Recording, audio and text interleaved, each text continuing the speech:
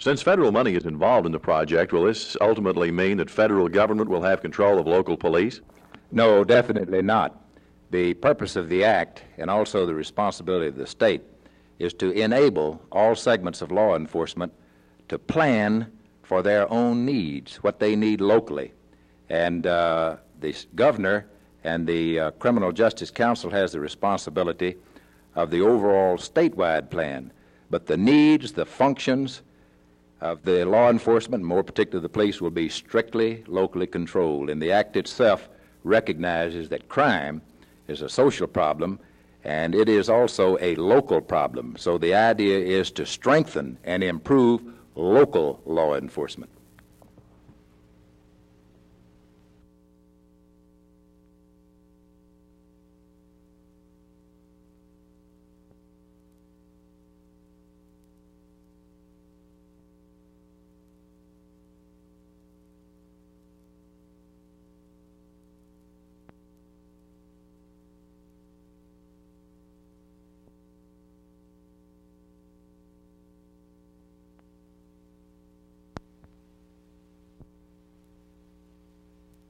Time of death, although of critical importance, was left to the decision of a physician. This approach is consistent with present practice and was felt to be necessary in view of the constantly changing criteria of death effected by the rapid advancement of medical sciences. It was felt, however, that in the best interest of the donor and of the transplanting physician, a provision should be included preventing the physician who certifies the death of the donor from being a participant in the transplantation itself. Finally, immunity from liability is given to a physician acting in good faith in accordance with the provisions of this act. We're not going to disturb, we're not going to try to tell a doctor how to practice medicine. And we're convinced that the great medical profession already is conscientious enough to determine on their own, through their own practices, what determines death. All we're saying in the law is that before a heart to be extracted for transplant, that it be certified by a physician. And that physician must not be a part of the transplant team.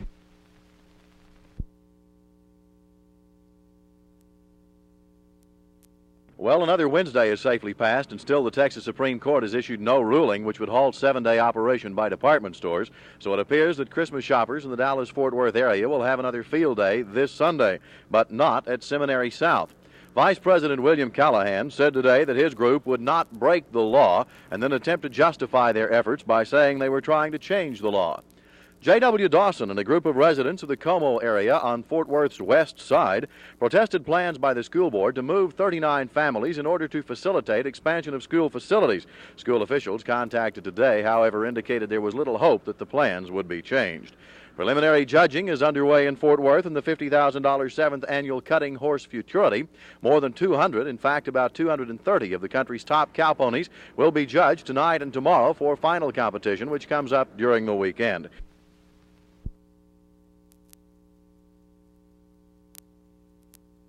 Dell, you're getting to be pretty much an old hand at this sort of thing. This is your second Pecan Bowl in a row, and 4 out of 5 postseason clashes of this nature.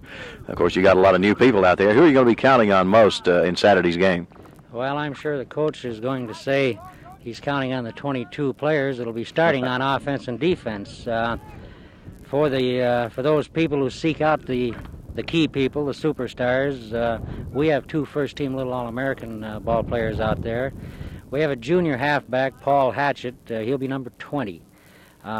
He scooted for 1,200 yards this season, scored 19 touchdowns, ran back a 94-yard kickoff return, did a lot of things for us, had a rather remarkable season. We have a senior defensive tackle, Jim Fergie, who is a 2-time Little All-American, last year at a linebacker, this year at the defensive tackle spot, and we'll be counting on him to stop some of those fine Arkansas State backs. Your team has a pretty impressive record for the past few years. Well, how about recounting some of that for us? I'd be happy to, Jerry. We finished an undefeated season this year at 9-0 and won our 5th consecutive North Central Conference championship. This was unprecedented in the 45-year history of the league. Last season we were 9-0, and the previous season under the same coach 8-2.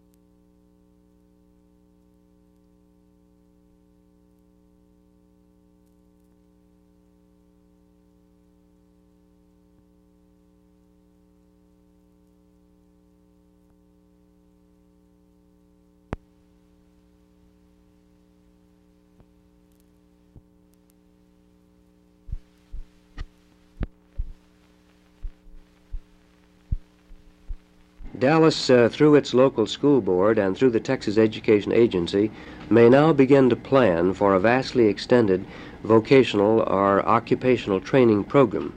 I believe many more of the high school boys and girls and many of the young people who will go to the junior colleges in this area will find readily available or more readily available specific occupational preparation.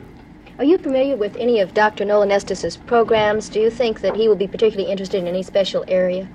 I think Dr. Estes, and I have known him from our joint experience in Washington, will be quite interested in the occupational preparatory programs, or that is background programs in the field of general education in the upper elementary grades, the junior high school grades, and even the senior high school grades, leading up to specific occupational skills and preparation, which can be undertaken in the high schools or the junior colleges of the area. But don't you think there's going to have to be a more precise legal definition of when death occurs? I doubt it very seriously, inasmuch as I don't think it's the legislature's position to get in the practice of medicine. Would this break new ground in the country? Could this be a model, perhaps, for other states to use or work from? It will definitely be a model, inasmuch as Texas is the leading entity, whether it be country or state, in organic transplants presently. We are the world's leader. And a lot of states are looking at Texas to see what we are doing. There has been some communication from other states. Please let us know when you, in fact, have a law.